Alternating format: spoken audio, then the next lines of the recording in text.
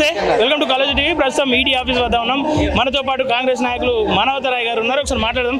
అన్న చెప్పండి, ఈడీ కేసులను ఎట్లా చూసుకుంటా ఉన్నారు? ఇది కక్ష సాధింపు చర్యగా మనం భావిస్తున్నాం. మోడీకి రాహుల్ గాంధీ అంటే భయం పట్టుకుంది. మోడీ మొన్న పార్లమెంట్ ఎన్నికల్లో 300 స్థానాలు వస్తాయనుకున్నాడు.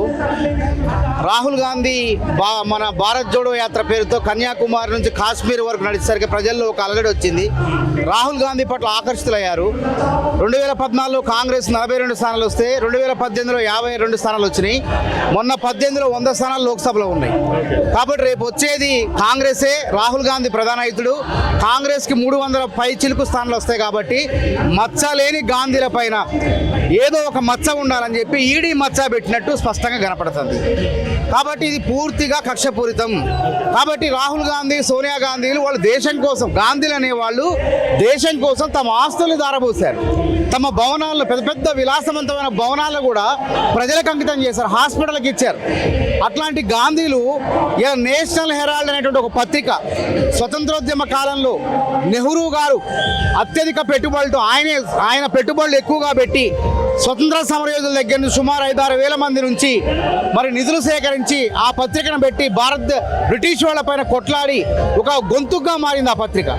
ఆ పత్రిక 2008 సంవత్సరంలో మూతపడుతుంటే సోనియా గాంధీ గారు, రాహుల్ గాంధీ గారు చూసి ఈ పత్రిక బతకాలి, దీని అస్తిత్వాన్ని కాపాడాలి, దీని ఉనికి ఉండాలి అని చెప్పేసి అది ఒక స్వతంత్రోద్యమ పత్రిక అని చెప్పేసి సోనియా గాంధీ గారు, రాహుల్ గాంధీ గారు మరి వాళ్ళు కాపాడాలనుకున్నప్పుడు ఒక యంగ్ ఇండియా అనే ఒక సంస్థ, అందులో వీళ్ళు భాగస్వాములే. వీళ్ళు పూర్తి ప్రధానమైనటువంటి పాత్ర కాదు.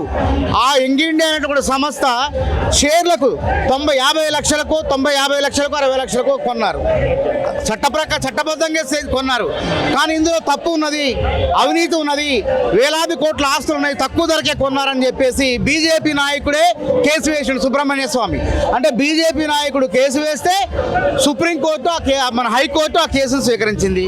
రేపు 25న రేపు తారీఖున A1 A2గా చేర్చి ఛార్జ్ షీట్ వేశారు. గాంధీల పైన తొలి ఛార్జ్ షీట్ అది. కాబట్టి మేము చట్టాన్ని గౌరవిస్తాం, కోర్టులను గౌరవిస్తాం. కానీ ఇది అన్యాయం, అక్రమం, దుర్మార్గం. వాళ్ళు దేశానికి సాయం చేశారే కానీ, దేశానికి దానం ఇచ్చారే కానీ వాళ్ళ రక్తాన్ని రాహుల్ గాంధీ, మన ఇందిరాగాంధీ రూపంలో, రాజీవ్ గాంధీ రూపంలో రక్తాన్ని చిందించారే తప్ప ఎక్కడ కూడా ఎవరికి కూడా చీమకు కూడా హాని తలపెట్టిన వాళ్ళు. అట్లాంటి వాళ్ళు పార్టీ భవిష్యత్తులో అధికారంలోకి వస్తుందని చెప్పి మచ్చలేని వాళ్ళ పైన ఈడీ మచ్చ పెట్టారు. తప్పకుండా కడిగిన ముత్యం లెక్క బయటకు వస్తారు సోనియా గాంధీ, రాహుల్ గాంధీ, ఇతర కాంగ్రెస్ నేతలు. అంటే అరెస్ట్ అవ్వడు పక్క అని చెప్పేసి భావిస్తా ఉన్నారు మీరు? చూద్దాం. ఇప్పుడు మనం ముందే చెప్పలేం కదా. అరెస్టు చేసేంత పైశాచిక ఆనందం పొందుతారా, లేకుంటే కోర్టులు ఏం నిర్ణయిస్తో చూద్దాం. ఒకవేళ ఆ విధంగా చేస్తే తప్పుడు కేసులు బనాయించి సోనియా, రాహుల్ గాంధీలను వేధిస్తున్నారని చెప్పుకోవచ్చు మనం. ఓకే, గతంలో అనర్హత వేటు, ఇప్పుడు చూసుకుంటే ఈడీ కేసు, ఇవన్నీ చూస్తూ ఉంటే వాళ్ళ ఆలోచన ఏమి ఉండొచ్చు? అనర్హత వేటు వేయటమే కాకుండా బంగ్లా ఖాళీ చేయించారు. ఉన్న పళంగా ఒక పార్లమెంటేరియన్ అయినటువంటి మాజీ సభ్యుడిని కూడా చూడకుండా, సమయం ఇవ్వకుండా ఉన్న పళంగా బంగ్లా ఖాళీ చేస్తే దేశం మొత్తం కన్నీరు పెట్టింది. రాహుల్ గాంధీ గారు బంగ్లా ఖాళీ చేస్తే ఆ దేశమే రాహుల్ గాంధీకి అండగా ఉంది. ఇదే రాహుల్ గాంధీ దేశానికి పార్లమెంట్లో గొంతై మాట్లాడుతాడు.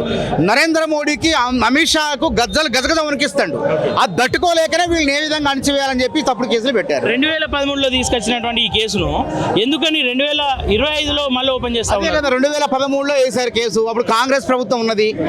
అయినా కోర్టుల పరిధిలో కాంగ్రెస్ కలిగించుకోలేదు. ప్రైవేట్ పిటిషన్ అది బీజేపీ వాళ్ళు వేశారు.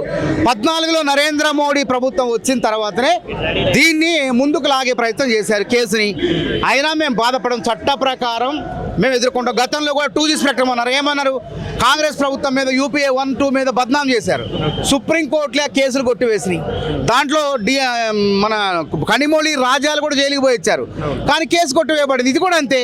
గతంలో రాహుల్ గాంధీ గారి మీద కూడా ఆరోపణలు చేశారు, బోఫోర్స్ కుంభకోణం అని చెప్పారు.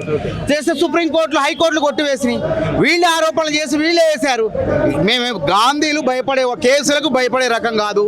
ప్రజల తరపు ఎన్ని కేసులు పెట్టినా భారతదేశం ప్రజల తరపున భారతదేశంలో భిన్నత్వంలో ఏకత్వాన్ని కాపాడటం కోసం గాంధీలు ముందుంటారు, వాళ్ళకి బాసడగా ఉండటం కోసమే కాంగ్రెస్ కార్యకర్తలు ఈ రోజు ఇక్కడ ఈడీ ఆఫీస్ ముందు ధర్నా చేస్తున్నాం. 2008లో 90 కోట్ల పైన అప్పులతో ఆగిపోయినటువంటి పేపరు యంగ్ ఇండియా లిమిటెడ్ ఆధ్వర్యంలో 2010లో ఎట్లా ఓపెన్ చేసిరు, దాంట్లో మళ్ళీ మనీ ట్రాన్సాక్షన్స్ ఎట్లా జరిగినాయని చెప్పేసి అడుగుతారు. చాలా స్పష్టంగా ఉన్నది. షేర్లను కొనుక్కున్నారు వాళ్ళు. ఇప్పుడు షేర్లు కొనుక్కోవడం తప్పు కాదు కదా, తక్కువ వాళ్ళకి ఇచ్చిన 50 లక్షలు 60 లక్షలు 70 లక్షలు కొనుక్కున్నారు. దాని నికరాస్తులు 90 లక్షలు అన్నారు. మరి 90 లక్షలు దాన్ని మనం ఏదైనా ఒక బిల్డింగ్ కొనేటప్పుడు, సెకండ్ హ్యాండ్ పాత బిల్డింగ్ కొనేటప్పుడు వాడు ₹1,00,00,000 చెప్తే సగానికి అడుగుతాం మనం. అట్లనే 90 లక్షలు విలువ చేసే ఆస్తులు ఉన్నాయని చెప్పేసి దాన్ని 50 లక్షలకు కొన్నారు, తప్పు కాదు కదా. కానీ ప్రభుత్వం ఏం చెప్తుందంటే దీనికి 2,000 కోట్ల ఆస్తులు ఉన్నాయి, 5,000 కోట్ల ఆస్తులు ఉన్నాయి, ఏదో అక్రమాలు జరిగినాయి అని చెప్పేసి గాంధీల మీద మచ్చ వేసే ప్రయత్నం చేశారు.